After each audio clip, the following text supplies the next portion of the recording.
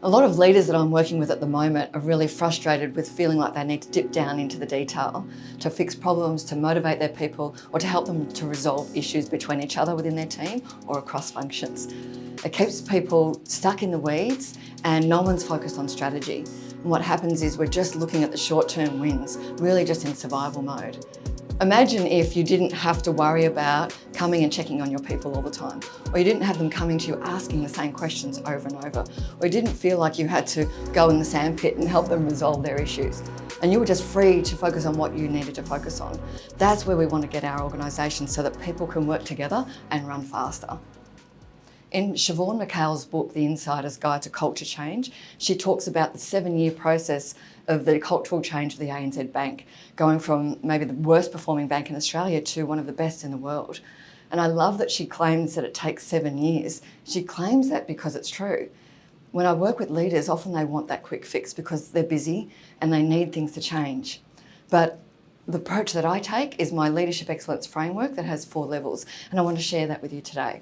So when I'm working with leaders and leadership teams and across organisations, there's 4 levels in my leadership excellence framework.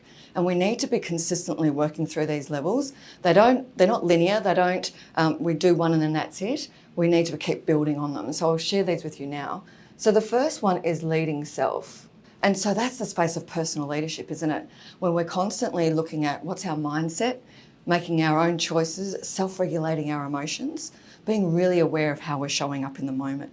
So this place of leading self is where everyone leads, and it's the space of awareness. So that's the core foundation of this leadership excellence framework that I've been able to develop over my 20 years of coaching and working with leaders and teams over the last 9 years intensely. So leading self is critical. The next piece is leading others. So leaders and managers need to have the basic skills of communication, delegation, feedback, delivering and receiving feedback, follow-up, having accountability conversations. And I find that often those skills are missing. We tend to promote the high performers, but then we don't actually skill them up with this new area of management. And so a lot of the time there can be gaps there. So this leading others is a space of ability. So it's the ability of managers to do their job.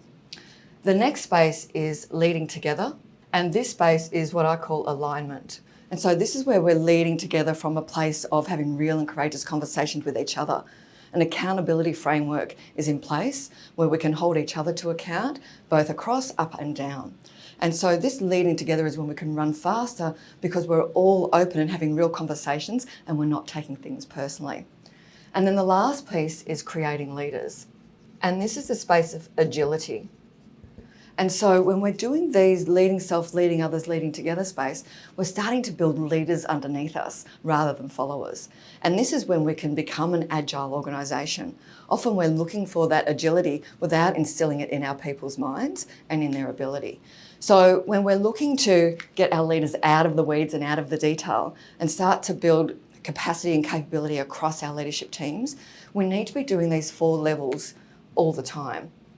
We can't just be focusing on trying to get people to lead together or to create leaders underneath us. We need to be doing all of these 4 levels all the time ourselves as well.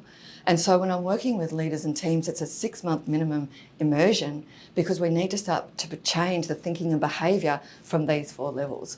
So as you can see, this is a process and it takes time and expertise. But when you get this process in place, you'll find that your people become leaders and you don't need to go and check in on them as much. So I'm here to help you if you'd like to find out how your organisation can put this in place and start to create leaders across your organisation.